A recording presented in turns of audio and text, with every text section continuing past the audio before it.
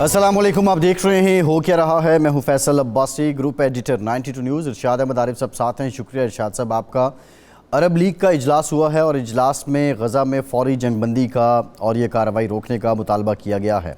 इसके साथ साथ अरब लीग ने ये भी अपने एलामिये में कहा है कि जो बुनियादी ज़रूरत की अशिया हैं उनकी तरसील में जो रुकावटें हैं वो भी दूर की जाएँ और जो मुहासरा है गज़ा का उसको भी ख़त्म किया जाए। साथ ही साथ एक और डेवलपमेंट हुई। सऊदी वली अहद मोहम्मद बिन सलमान ने ईरानी सदर से टेलीफोनिक रब्ता किया।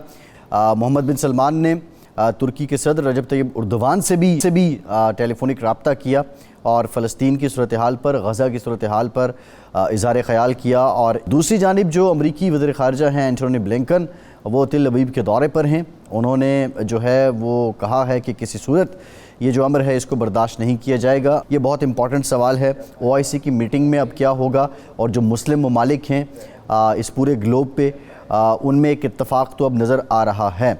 मोहम्मद बिन सलमान जो एक हफ़्ता पहले तक सऊदी अरब और इज़राइल के ताल्लुकात न्यूट्रलाइज़ होने की बात हो रही थी, अब वो ये जो मुसलमानों का ये जो है मसला फ़लस्तीन है और मुसलमानों के लीडर के तौर पर वो सामने आ रहे हैं। ये अब ये सारी जो कोशिशें हैं ये क्या रंग लाएंगी, ये बहुत इंपॉर्टेंट सवाल है।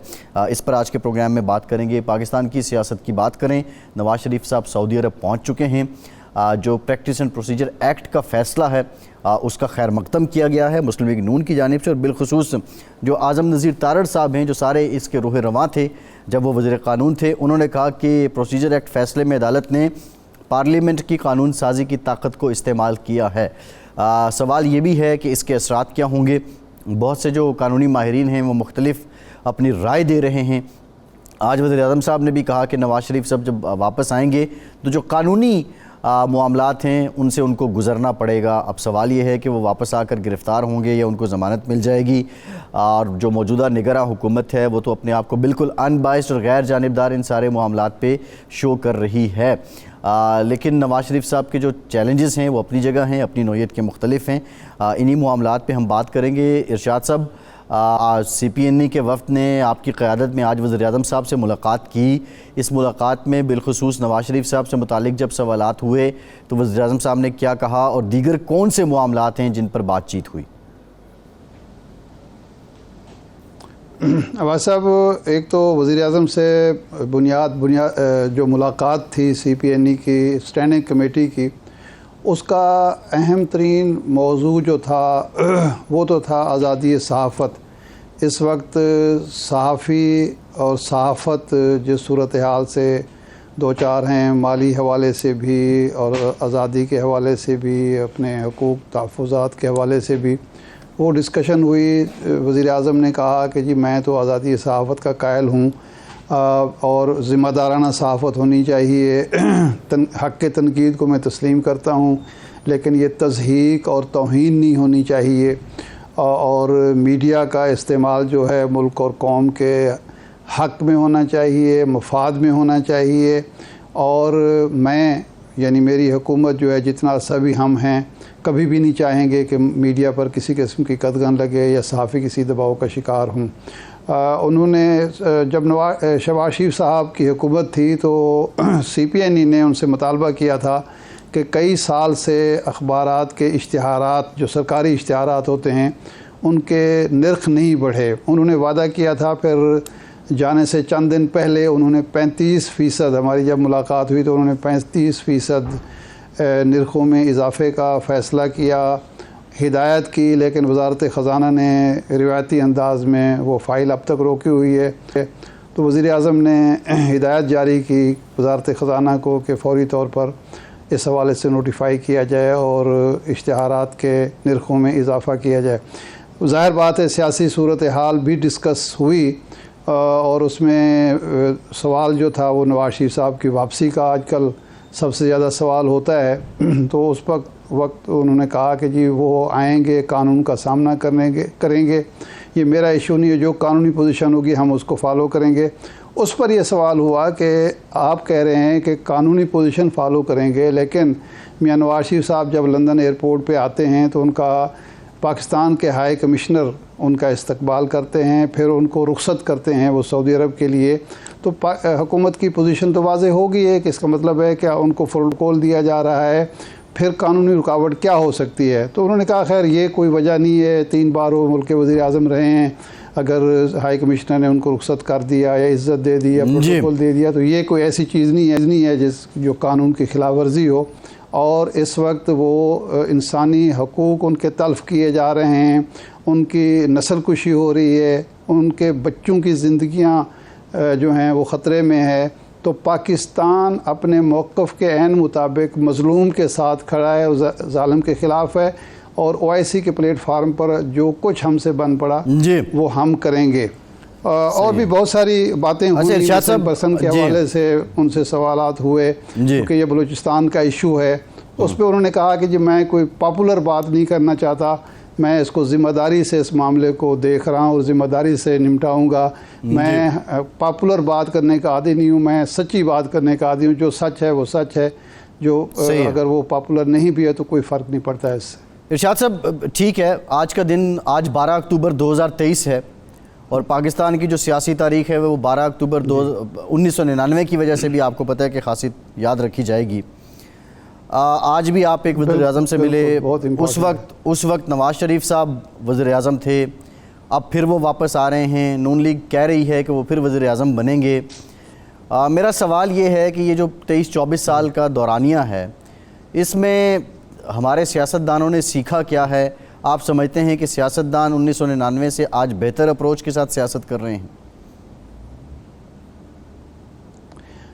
देखें, उस वक्त से अब तक कई हुकूमतें आ चुकी हैं। नवाज शरीफ साहब भी उसके बाद एक दफ़ा मज़ीद वज़ीर आज़म बन चुके हैं, उनके भाई वज़ीर आज़म बन चुके हैं, उनके मुखालिफ 2 सियासी पार्टियां इक़्तिदार में आ चुकी हैं, उनके वज़ीर आज़म बन चुके हैं।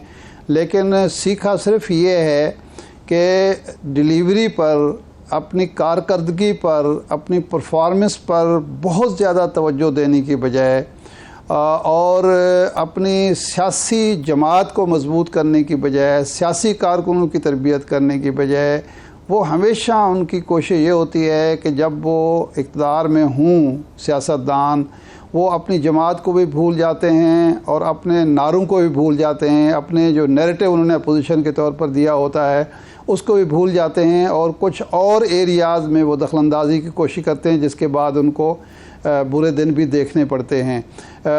ये हमारी जो तजर्बा है अपनी फ़ील्ड का वो ये है कि जो भी सियासतदान अपोजिशन में हो उसको आज़ादी सहाफ़त बहुत अज़ीज़ होती है, वो मीडिया की आज़ादी के हक़ में होते हैं, सहाफ़ियों के हकूक़ के अलमबरदार होते हैं। लेकिन जब उनको इक़्तिदार मिलता है तो कोई ना कोई कानून साजी ऐसी कुछ और करे ना करे, सहाफ़ियों को, सहाफ़त को, मीडिया को पाबंद सलासत करने के लिए वो कोई ना कोई कानून साजी ज़रूर करते हैं। वो खा पीका एक्ट की सूरत में हो, खा वो मीडिया अथॉरिटी की सूरत में हो या किसी और सूरत में हो। और हर दौर में इल्ला माशाअल्लाह सियासत सहाफ़ी जो हैं वो किसी न किसी अंदाज़ में कभी एक साइड के कभी दूसरी साइड पे वो निशाना बन रहे होते हैं उनकी हुस्न सलूक इन्वर्टेड कामा आप कर लीजिए। तो ये सबक तो उन्होंने बहरहाल सीखा है। अच्छा इरशाद साहब, 1999 में ख़ित्ते के, दुनिया के हालात क्या थे और आज क्या हैं? ममासलत कितनी है और फ़र्क कितना है? देखिए, 99 में पाकिस्तान और इंडिया के ताल्लुकात ख़राब थे और आज भी कोई बेहतर नहीं है। उस वक्त कारगिल का मामला हुआ था और उसी की वजह से आगे चल के उसके असरात जो हैं हुकूमत पर और सियासत पर भी मुरतब हुए और उसके नतीजे में मियाँ साहब जो है हुकूमत से भी माज़ूल हुए। सिर्फ फ़र्क ये है कि उस वक्त हम इंडिया के साथ बराबर की सतह पर खड़े होकर उसको तुर्की जवाब दिया करते थे। ये फ़र्क तो है। लेकिन ये है कि 12 अक्टूबर में आपको याद होगा कि 12 अक्टूबर जब हुआ था तो वो एक तसलसल वाक़यात का मुझे याद है कि जब कारगिल का वाक़या हुआ और उसके बाद जनाब परवेज़ मुशर्रफ साहब और जनाब नवाज शरीफ साहब के दरमियान, यानी आर्मी चीफ़ और वज़ीर आज़म के दरमियान थोड़े इख्तलाफात हुए, तो कई लोगों ने मियाँ साहब को समझाया था कि ये मामलात मिल बैठ के तय करने की ज़रूरत है। और दूसरा ये है कि ये सारा कारगिल का मामला जो है अगर ख़राब हुआ है तो उसमें कोई एक फरीक ज़िम्मेदार नहीं है, सबकी ज़िम्मेदारी है। उसमें अगर मिस कोऑर्डिनेशन थी तो उसमें भी कोई एक फरीक ज़िम्मेदार नहीं है। लेकिन मियाँ साहब ने ये कहा, और वो कहा करते थे, और मजीद निज़ामी साहब चूँकि उनके बुज़ुर्ग भी थे, सरप्रस्त भी थे, मोहसिन भी थे, तो उनसे उनका एक मुझे याद है एक मुलाकात हुई थी जिसमें मजीद निज़ामी साहब थे और मियाँ साहब, बड़े मियाँ साहब, मियाँ शरीफ साहब थे, मियाँ नवाज शरीफ साहब थे, मियाँ शहबाज शरीफ साहब थे, गालिबन सरदार अब्दुल क़य्यूम ख़ान साहब थे और ये आए थे, ये कोई कार्रवाई करना चाहते थे उस वक्त के सिपह सालार के ख़िलाफ़। तो मजीद निज़ामी साहब ने इनको समझाया था कि ये काम आप ना करें, आप मेहरबानी आपकी, आप पहले ही जहांगीर करामत साहब के हवाले से बदनाम हो चुके हैं, फिर एक चीफ़ जस्टिस के हवाले से आपकी शोहरत अच्छी नहीं है, फिर एक सदर से आपका फड्डा हो चुका है, तो आप ये काम ना करें। लेकिन मियाँ साहब, आपको पता है, मैं कहा करता हूँ कि जब जिस बात पे वो तोल जाएँ, जो ठान लें, वो पीछे नहीं हटते। सही है। और फिर 12 अक्टूबर हो जाता है। जी इरशाद साहब, एक ब्रेक लेते हैं और ब्रेक के बाद डेवलपमेंट्स हैं। अरब लीग का इजलास हुआ, उन्होंने जंगबंदी की बात की है। सऊदी वलीअहद मोहम्मद बिन सलमान ने ईरानी और जो तुर्की के सदर हैं उनसे राब्ते किए हैं। क्या अब मामलात कुछ बेहतर होंगे? ब्रेक के बाद बात करते हैं।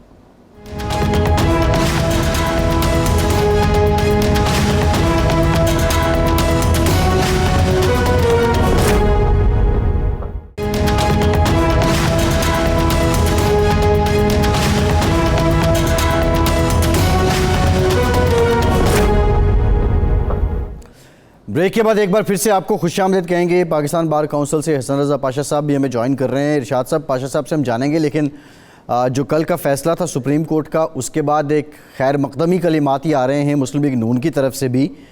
तो इससे मुराद ये ली जाए कि कानूनी आइनी एतबार से मुस्लिम लीग नून के जो एक्सपर्ट हैं या जो हमदर्द हैं वो ये समझते हैं कि नवाज शरीफ साहब के लिए अभी भी गुंजाइश मौजूद है और आइन या कानून में कहीं ना कहीं उनकी अहलियत के चांसेस हैं। क्या इसीलिए इस फैसले का इतना भरपूर अंदाज में खैर मकदम किया जा रहा है? नहीं, मेरा ख़्याल है कि सिर्फ ये वजह तो नहीं है। उस हवाले से तो मुस्लिम लीग के जो खैर खा या हामी कानूनी माहिरीन हैं वो तो क्लियर हैं कि मियाँ नवाज शरीफ साहब की नाअहली अब ख़त्म हो चुकी है। इलेक्शन एक्ट में जो तरमीम हुई है और इसमें जो अपील का हक़ है वो किसी न किसी तरीके से वो इस्तेमाल कर ही लेंगे। लेकिन खैर मकदम की वजह यह है कि एक चीज़ जो सियासतदानों ने या सबका हुक्मरान इत्तेहाद ने ये मनवा ली कि हम जो भी कानून साजी करेंगे, अब जिस तरह पहले होता था सजाद अली शाह साहब के दौर में या जस्टिस इफ्तिखार मोहम्मद चौधरी साहब के दौर में या उसके बाद आसिफ सईद खोसा साहब के दौर में, कि वो चैलेंज हो जाता था और ऐसे कवानीन को जो आइन के मुनाफी होते थे उनके अदालत के नुक्ते नज़र से बुनियादी हकूक़ के या आइनी जो ढांचा है उससे मुतसादिम होते थे तो उनको वो या ख़त्म कर देते या वापस कर देते थे। ये एक उसूल तय हो गया है कि अब जो कानून साजी होगी उसको अदालत की तरफ से तहफ़्फ़ुज़ मिलेगा और ये हक़ तस्लीम कर लिया गया है कि कानून साजी जैसी भी हो, खा वो आइन की बात शिकू को भी तरमीम कर रही हो, तो फिर भी किसी अदालत को पाशा साहब से ज़रा इरशाद साहब जान लेते हैं उसके हवाले से कोई उसको कालादम करार दे सके या उसको वापस भेज सके। तो इस पर मेरे ख्याल है मुस्लिम लीग को भी नहीं, उनके जो इत्तेहादी जमातें उनको भी खुश होना चाहिए। उसके अलावा जो चीफ़ जस्टिस की बात थी कि वो एक आमिर मुतलक होता है, मर्ज़ी के बेंच बनाता है, मर्ज़ी के सोए मोटो नोटिस लेता है, उससे भी निजात मिल गई है। उस पर जो लीगल कम्युनिटी है वो भी खुश है और जाहिर बात है अच्छा, कि पाशा साहब से जान लेते हैं इरशाद साहब, इस हवाले से उसने बार काउंसिल के नुक्ते नज़र को आगे बढ़ाया था तो इसलिए उसकी तायद कर रहे हैं। तो सिर्फ ये मियाँ नवाज शरीफ साहब के का मामला नहीं है, कई और पहलू हैं जिसकी वजह से इस फैसले का खैर मकदम किया जा रहा है, इस फैसले को पसंद किया जा रहा है। अच्छा पाशा साहब, ये बताइएगा कि क्या कल का जो फैसला है उसने जुडिशल एक्टिविज़म का रास्ता रोक लिया है? बात ये है, मैं अभी आरिफ साहब की बात सुन रहा था। मैं इनसे बसात एहतराम इख्तिलाफ करता हूँ। जो सुप्रीम कोर्ट ऑफ पाकिस्तान में प्रैक्टिस करने वाले वकला हैं, उनसे ज़रा इनपुट तो ले लेते, उससे पूछ लेते कि वो किन मुश्किलात का शिकार है, क्या क्या हर्डल्स उनको आए रोज़ देखना पड़ती हैं, और उनको दूर करने के लिए इस एक्ट में क्या क्या चीज़ें लाई गई हैं जो कि वकला के 2 डिकेड से ज़ायद अरसे से जो मुसलसल मुतालबात आ रहे हैं वो कैसे पूरे हुए हैं, तो शायद ये बात ना करते।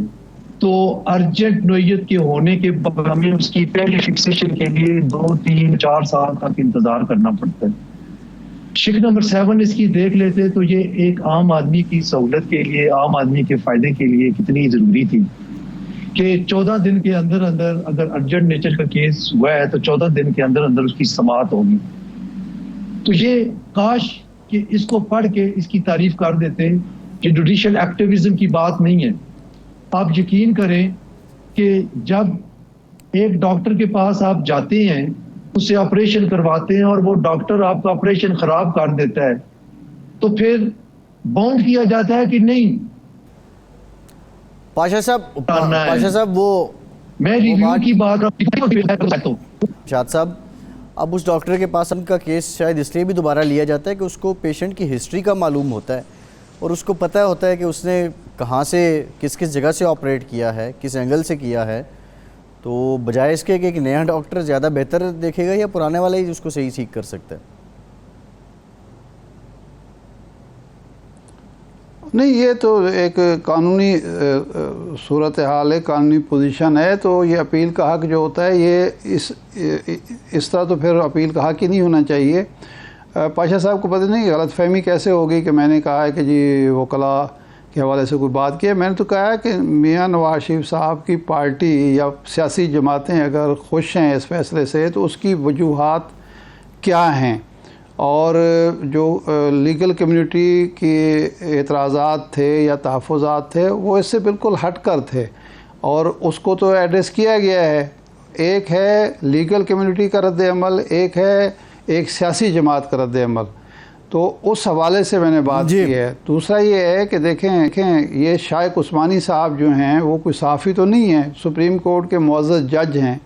वो अगर ये कहते हैं, कई और वकला कहते हैं, कानूनी माहिरीन ये कहते हैं कि जनाब वाला इसके ज़रिए सुप्रीम कोर्ट ने मान लिया है कि किसी आइनी शिक को सिंपल सादा कानून साजी के लिए तरमीम किया जा सकता है।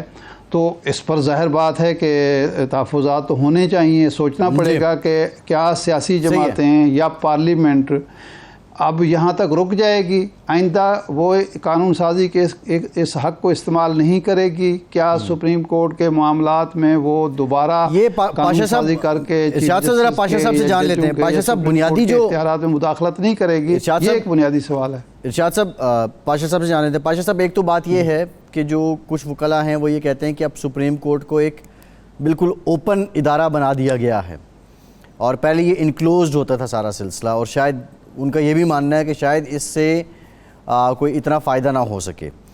दूसरा जो इरशाद साहब सवाल उठा रहे हैं या बाकी आपके वकला दोस्त उठा रहे हैं जो पटिशनर थे बिलखुसूस, वो ये कहते हैं कि जो आइनी मामलात हैं, आइन में तरमीम सादा अक्सरियत से कर ली जाए, इस रिवायत ने जो जन्म लिया और इसकी कबूलियत जो जन्म लिया है, इसका आइन को मुस्तकबिल में फ़ायदा है या नुकसान?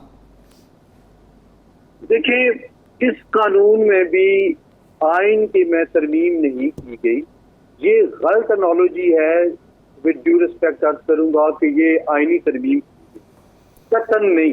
अगर आइन में तरमीम इस तरह की जाती तो हम सबसे बड़े मुखालफ होते और हम दूसरी साइड पे खड़े होते और एतराज़ करते कि जनाब ये गलत आप कर रहे हैं, पार्लियामान ने ये गलत किया है, आप इसको अनडू करें। कतन नहीं है बात। आप अगर यही चीज़ें 4 दिन इसी चीज पे दलाइल होते रहे और दलाइल के बाद आप देखें कि बज़ाहिर जो धड़ेबंदी थी वो 7-8 की थी। 8 उस साइड पे थे जिन्होंने स्टे दिया था और 7 उस साइड पे थे जो उस बेंच का हिस्सा नहीं थे। लेकिन हेयरिंग के बाद और दलाइल के बाद 10-5 की रेशो से ये फैसला हुआ और वो रिजेक्ट कर दी गई। तो मैं नहीं समझता कि इसको आइन के बेसिक स्ट्रक्चर को चेंज किया गया या आइन में तरमीम की गई है। अगर बिल्कुल इस एनालॉजी पे आप मत जाएं। हाँ, ये है लॉ रिफॉर्म्स हुई हैं और ऐसी रिफॉर्म्स हुई हैं जिससे आम शख्स को फायदा है। इसमें अगर एक ऑब्जेक्शनेबल चीज थी और वो ये थी कि पर्सन स्पेसिफिक क्लास डाली गई है कि इसका इतलाक रिट्रोस्पेक्टिव इफेक्ट होगा और पहले से किए गए फैसले 30 दिन के अंदर अंदर अपील करेंगे, और वो उन्होंने स्ट्राइक डाउन कर दी। तो वो जो उंगलियां उठ रही थी जिस क्लास पे, वो स्ट्राइक डाउन हो गई है। तो बाकी जो चीजें हैं अपनी जगह पे 184(3) में जो अपील का राइट दिया गया है, ये बिल्कुल आर्टिकल 191 जो कॉन्स्टिट्यूशन का है उसमें जो वर्ड लॉ लिखा गया है, लॉ की इंटरप्रिटेशन की गई है। और जब आप इसका डिटेल ऑर्डर पढ़ेंगे, ये जो डिटेल जजमेंट आएगी, तो उसमें मजीद चीजें क्लियर हो जाएगी जब वो आर्टिकल 191 की तशरीह की जाएगी। देखिए, पार्लिमान जो है वो कानून बनाती है, पार्लिमान आइन बनाती है, पार्लिमान अमेंडमेंट करती है आइन और कानून में, लेकिन तशरीह जो है वो सुप्रीम कोर्ट ऑफ पाकिस्तान करती है। तो उसकी तशरीह कर जो की है सुप्रीम कोर्ट ऑफ पाकिस्तान ने, उसमें ये लाजमी कहा जाएगा कि ये आइन में तरमीम नहीं की गई, बल्कि ये एक कानून अलग से बनाया गया है जो कि आइनी शिक आर्टिकल 191 के अंडर रह के ये कानून तशकील दिया गया है। तो इसलिए मैं ये गुजारिश करूंगा कि कतन रास्ता नहीं खुला। मैं आज भी ओपन बिल्कुल लाउड एंड क्लियर बात कर रहा हूं कि अगर आइन में इस तरह की तरमीम अगर की जाती तो पाकिस्तान बार कौंसिल सबसे पहले मुखालफत में खड़ी होती। जी इरशाद साहब। अच्छा भाई साहब, ये फरमाएं, ये जो मौसर बमाजी नहीं रहने दिया जिसकी आप भी तायद कर रहे हैं, इस क्या अब नवाज शरीफ साहब के लिए, जहांगीर तरीन साहब के लिए रास्ता मसदूद हो गया है, उनकी नाअहली ख़त्म नहीं हो सकती? नाअहली अब एक सूरत में ख़त्म हो सकती है सर, कि वो ऑटोमेटिकली तो नाअहली ख़त्म नहीं हो सकती, कतन नहीं। उनको सरेंडर करना पड़ेगा, उनकी गिरफ्तारी भी होगी और वो नाअहली खत्म करने की सूरत जो कदम उठाएंगे वो उनको ये करना पड़ेगा कि वो सुप्रीम कोर्ट में जो अमेंडमेंट हुई है इलेक्शन एक्ट 2017, जिसमें 5 साल की सजा मैक्सिमम 5 साल की नाअहली करार दी गई है, उस एनालॉजी को लेके वो सुप्रीम कोर्ट में एक नई पिटीशन फाइल करेंगे। अगर सुप्रीम कोर्ट ये समझती है कि ये उस एक्ट में फाल करते हैं, क्योंकि एक बात मैं सर और आपको बता दूं कि उनकी नाअहली जो की गई है वो आर्टिकल 61(2)(f में की गई है, तो कि इसमें उसकी तशरीह करते हुए कि इसमें लाइफ टाइम नाअहली है। तो अगर आप आर्टिकल 61(2)(f देख लें, 62(1)(f) किसी जगह पे भी 62(1)(f) उसमें किसी जगह पे भी ये 61(2)(f) उसमें किसी जगह पे भी ये नहीं लिखा हुआ कि नाअहली की सूरत में लाइफ टाइम होगी, बल्कि पूरे आइन में नहीं लिखा हुआ कि लाइफ टाइम होगी। अच्छा पाशा साहब दो बड़ी इंपॉर्टेंट बातें हैं, पाशा साहब बड़ी इंपॉर्टेंट बातें नहीं जो भाई साहब, अब्बास साहब मुझे ज़रा मौका दें। अब्बास साहब, ये जो आप फरमा रहे हैं, ये हम भी यही समझ रहे हैं कि जी उस इलेक्शन एक्ट में जो तरमीम हुई उसका फ़ायदा मियाँ साहब को हो सकता है, लेकिन ये जो कहा गया है कि मौसर बमाजी नहीं होगा, इसका इतलाक भी उस पर किया जा सकता है। एतराज़ हो सकता है कि जी उस कानून का भी मौसर बमाजी इतलाक नहीं होगा, वो भी आइंदा के लिए है या हाल के लिए है।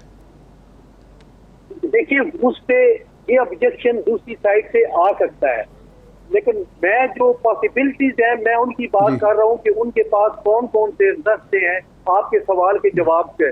तो मैं ये नहीं कह रहा कि उनकी लाजमी हो जाएगी, वो तो जब फाइल करेंगे कोर्ट देखेगी, दूसरी तरफ से ऑब्जेक्शन आएंगे तो फिर सुप्रीम कोर्ट फैसला करेगी कि क्या इसमें हमने इसको नाअहली लाइफ टाइम रखनी है या 5 ईयर्स के लिए रखनी है।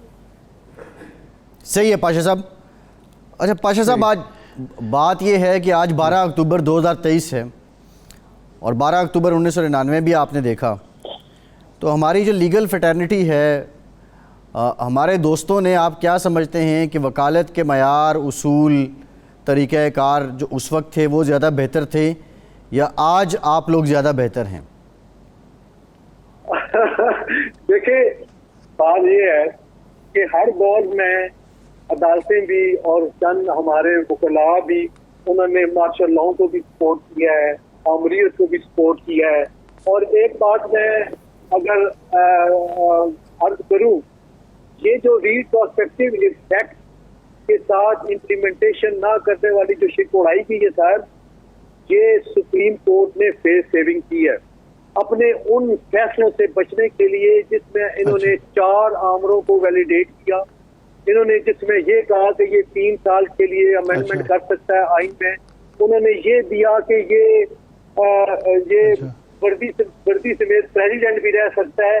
तो ये वो फैसले हैं, जफर अली शाह वाला, नुसरत भुट्टो केस वाला, ये वो केसेस हैं जो कि सुप्रीम कोर्ट के लिए क्या तबाह है और उन्होंने लाजमी आना था, उनकी सुनवाई होनी थी, जिसको मैं समझता हूँ कि ये अवॉइड किया गया, अवॉइड नहीं करना चाहिए था। अब मैं खास तौर पे आपको बताऊं, इसमें बहुत सारे ऐसे केसेस आ जाने थे जिसमें पाशा साहब ये बताइए, आप ये कह रहे हैं कि ये इसलिए भी हुआ कि अगर ये रेट्रोस्पेक्टिव होता तो फिर जो कुछ सुप्रीम कोर्ट माजी में होता रहा वो सारा कुछ भी खुल जाना था। बिल्कुल, ये चीजें जिन केसेस की मैं बात कर रहा हूँ ये खुलने थे। सही है, ठीक है। अच्छा, यानी ये रास्ता अदालत ने सिर्फ मियां नवाज शरीफ साहब की अपील का रास्ता बंद नहीं किया, बल्कि उन केसेस का रास्ता भी बंद किया है कि वो दोबारा ना खोल सकें। एग्जैक्टली, ये मेरी सोच है, राय है, और हमने आपस में डिस्कस भी किया और हम इस नतीजे पे पहुंचे हैं कि ये चीजें लाजमी आनी थी। अब आप देखें कि भुट्टो का रेफरेंस पेंडिंग है, उस पर 4, 5, 6 हेयरिंग हो चुकी है, उसके बाद वो नहीं फिक्स हुआ। और आपको ये भी याद होगा कि उसके चीफ जस्टिस साहब हैं नसीम हसन शाह साहब, उन्होंने टीवी इंटरव्यू में ये कहा था कि हमारे ऊपर प्रेशर था और हमने ये गलती की है। उन्होंने मौलाना बेनजीर भुट्टो से एक मुश्तरका दोस्त के घर मिलके उनकी आंखों में आंसू आ गए थे कि हम माफी चाहते हैं, हमसे गलती हुई है, आप हमें माफ कर दें। तो ये वो फैसले हैं। नहीं, वो तो फिर बाबर अवान साहब ने जमात ही बदल ली थी पाशा साहब, वो इसलिए पैरवी नहीं की। वो भुट्टो रेफरेंस में तो बाबर अवान साहब ने पार्टी बदल ली थी, फिर वो पैरवी नहीं कर पाए होंगे, वरना वो केस तो फिक्स हुआ था। उनका जाती फेल है। नहीं, वो तो कर रहे थे, पैरवी कर रहे थे, उनको वजारत से भी उन्होंने इस्तीफा दे दिया था, लेकिन उसके बाद पार्टी ने बेरुखी अख्तियार की। उनका जाती फेल है, मैं क्या कह सकता हूँ। मैं तो उस केस की बात कर रहा हूँ जो केस इतने साल हो गए हैं, किसी ने आज तक न किसी वकील ने उसको साइड किया जी कि मैं इस पे रिलाई करता हूँ कि 109 में डेथ सेंटेंस हो सकती है, और ना ही किसी अदालत ने उसको उस पे रिलाई किया। तो ये तो ऐसे केस हैं कि जो मैं समझता हूँ कि जिनको रिविजिट होना चाहिए, और कम अज कम सुप्रीम कोर्ट ऑफ पाकिस्तान के जो बातें पे ये क्या धब्बे हैं ये दूर होने चाहिए। पाशा साहब, अब सवाल यही है जो पूछा था कि आप लोग 1999 में ज़्यादा बेहतर थे, लॉ इंडेक्स तब बेहतर था, या आज जो कुछ वकील कर रहे हैं हर एतबार से आइन की पासदारी के लिए, कानून की पासदारी के लिए, या आज आप समझते हैं कि आज का दौर बेहतर है? सर, मैं समझता हूँ कि हर दौर में जो वकला हैं उन्होंने आमरीत के खिलाफ बात की है, उन्होंने ऐसे किसी भी एक्ट के खिलाफ वो चले भी हैं, चाहे वो तहरीक हो, MRD की तहरीक हो, चाहे वो NRO की तहरीक हो, चाहे वो ये लायर्स मूवमेंट जो 2007 में शुरू हुई है। आप देख लें कि हमारी जात का नहीं बात, हमने इदारे बचाने के लिए बात की है, हमने आइन बचाने के लिए। ठीक है पाशा साहब, प्रोग्राम का टाइम खत्म हो गया है, बहुत शुक्रिया पाशा साहब आपका, इरशाद साहब आपका शुक्रिया। आज के प्रोग्राम से इतने ही इजाज़त दीजिए।